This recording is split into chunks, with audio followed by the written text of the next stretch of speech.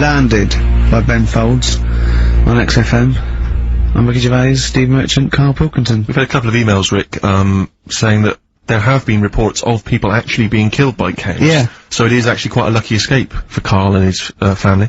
The worrying thing about that is it's tragic, and anyone dying unexpectedly, it's terrible. But what makes it worse is when it's something like being killed by cows, because there's a slight, I mean, a slight humour aspect. Yeah. How were you killed by a cow? Yeah. You know, like for example, if you were killed by a falling safe. Yeah. The vicar might laugh. Yes. That's my worry. Yeah. Well, I read a story in the paper of a man who, fell out of a window and died. He fell out of, he was like a third-story window and he fell out. But it was slightly amusing because at the time he was mooning. I know. For a laugh, he was mooning someone and he fell out. I know. So when he fell, like, even though it was tragic, he obviously had his trousers around his ankles and his arse out. I know, the thing, there was a kid who died, got hit by a truck mooning.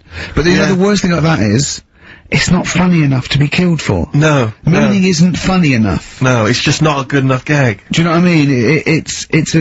It's a witless sort of thing to do, and then to be killed for it. If you'd just done a 2-hour impromptu Eddie Izzard style, you know, routine, and then you got tragically killed, that would sort of make sense. But doing something that's mooning, it's almost karmic, because it's such a bad joke. Yeah, it's exactly. like in some weird universal karmic way. It's like if you hadn't been mooning, maybe you wouldn't have got killed. I know. If you hadn't done such a lame joke, maybe you'd be okay. Yeah, but that's it. But there's lots, you don't want to be walking along, you know, you don't want to be walking through the garden and stand on a rake, and it flips up. And it hits you so hard. And it's like a boing noise as it hits you. and it hits you so hard that it kills you. It kills you, yeah. Or you fall out of a window and a cactus goes up your bum. I know, you're killed by cactus up the arse. I know. Or you're at a concert and a fat woman stage dives. Yeah. And she just squashes you. How did he die? He was squashed by a big hefty... Mama Cass just jumped on him. Just big fat woman squashed him to death. Yeah.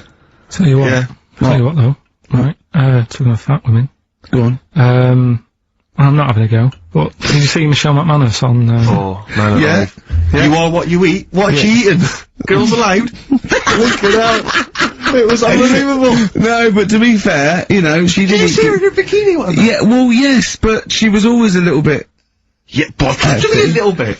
Well, no, she eats too much, right? But what I did like about it was that she had a go, you know, she did lose hard than that, yeah. Huh? I quite liked her at the end of it, really. Yeah, she's not an unpleasant woman, she's a lovely woman, but I mean, like I said before, there was that interview in the Heat magazine where she, you know, I tend to eat 11 packets of Doritos a night. Yeah. 11 I mean... Yeah. Come on, Michelle.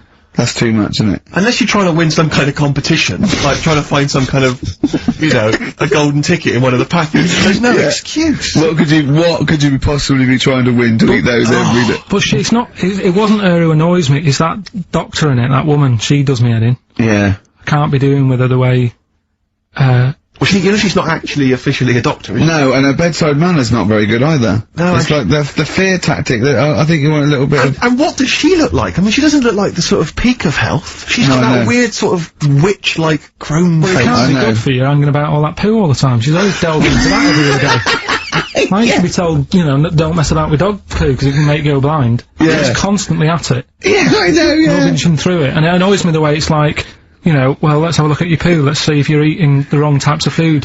The person's about 33 stone. Yeah. It's obvious. Yeah. Do you know what I mean? Yeah. Don't need to look at that. It's just wine, and I'll tell you the thing that, I mean, I've never had it done anyway, right? But the colonic thing.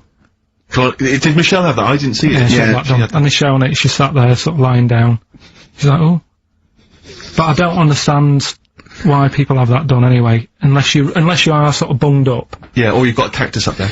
Yeah. But the other thing is like the way, like it's a clear tube. Why do you need to, you know what I mean? Why do you need to see what's whizzing past? You know what I mean? Yeah. Like it's some sort of generation game. You've got to remember what's going past. Everything, then you win a prize. Why can't you just look at it in the bucket after and go, right, yeah. Well, why look at it at all? Why do you need to look at it? Well, it's... Out of interest, isn't it? See what's come out, I don't know. So yeah, that's where that went. Oh, that's where I've been looking for that. Remote control. How does it work? I don't want to go into graphic detail, but they just send water up there, don't they? No, caffeine. Caffeine? Yeah, so it's like it's like a gallon of coffee. Wow. That goes up there, and it wants to come out immediately, obviously. And then it percolates. But when did that happen? How did someone sort of go, tell you what you want to do? I think it was first invented on distraction. to win a car? I don't know, do I? I suppose they thought there's stuff up there that's not coming out. It's for, they find things up there. Though, isn't it? They did that thing that they find things up there that they swallow when they were 5 and that, don't they? Lego bricks and stuff. Exactly, yeah, marbles. But I mean, meats and things can stay in there, it gets caught in a little, a little recess in your 30-foot of tubing. And, it doesn't come out. Talking of meats, I saw an advert on the way in today. Question to both of you. Who eats pepperoni? I don't know. Have you ever eaten a pepperoni? It's disgusting. I've never seen anyone eating a pepperoni, buying one.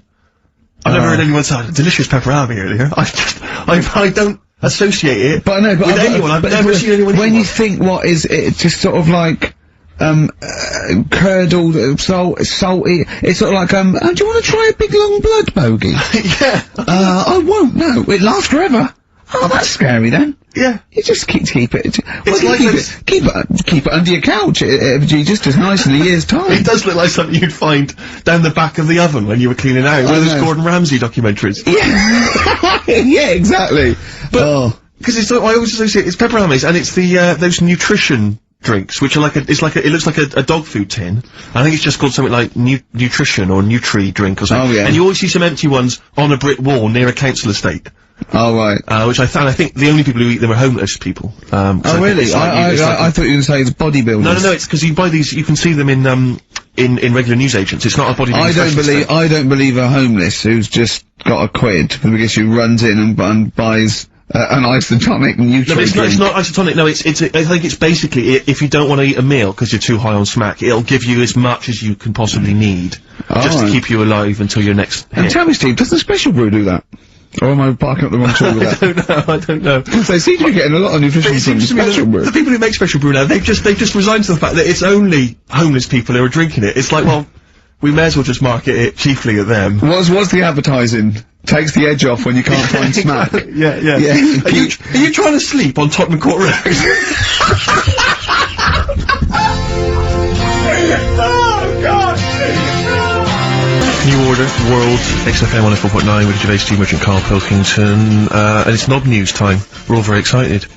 Now, last week's Knob News was what, Karl? Do you remember it was a man who grew a knob on his arm? Sure. No, he didn't grow it there, did he? He put it there. Well, I know that, but, yeah. Just popped it on his arm. Yeah. Yeah. Just a recap of the week's news. Right now it's the headlines. Well, we've talked about it before. Do you know the little mouse that had an ear on its back? Yeah. Sure. Right. Well, he thought he had a bad time, right? Listen to this one. Mouse walking about, with us sort of wearing a monkey's testicle. They're just having a laugh. This is what I mean about a lot of scientists. What are they doing? When's that going to come in handy? I don't know what you mean. Well, they were seeing if, say if a fella loses one, right? Yeah. Hitler or whatever. And they go, well, don't worry about it, we can sort you out. I don't know what the monkey's gonna do. Not unless they keep passing them on or whatever. But the actual monkey testicle was put on the mouse. And it worked. It worked for the mouse. But isn't it, I mean, isn't a monkey's testicle quite large in relation to a mouse? Would it not look like the mouse was on a space hopper or something? Oh yeah, it didn't look good. Well, they didn't put it where its testicles would be. No, they did. They put it, well, how could it walk then? The ear was on his back, so he could just get about. Well, I don't know. But well, you don't know, do you? You just guessed. Did they grow the monkey's testicles where the mouse testicles would... Well, it looked stupid anywhere else, though, wouldn't it? Oh, whereas a mouse with monkey testicles, that's fine. Oh, you'd be showing off. You'd be alright. I'd prefer that than the ear. When that mouse gets put back in with the other mice, do the other mice go, George, you look different. Have you had anything done? But the weird thing is, as well, apparently it still works as a monkey. What? So, like, what are you talking about? Like the sperm and that was, it was still sort of monkey. Of course it was. What are you talking about? Well, that's weird. But, what, Karl, it's only a thing to give it nutrients. That's all the thing they're testing. It's like grafting at that level. Right, what's your question? Because right. What do you think? It would change eventually, it would have changed into a mouse testicle, because it had been hanging round a mouse for so long. No, I thought the actual sperm of it, though, would be a mouse's. Why? Because it's hanging off a mouse. No, but your sperm is actually created in the testicles. So That's why it has to be outside your body, otherwise we put them in a nice little cage. But I'm guessing then that they've done this operation so that they can do it to humans. Yeah? Why would I want a monkey testicle if my kids are gonna be monkeys?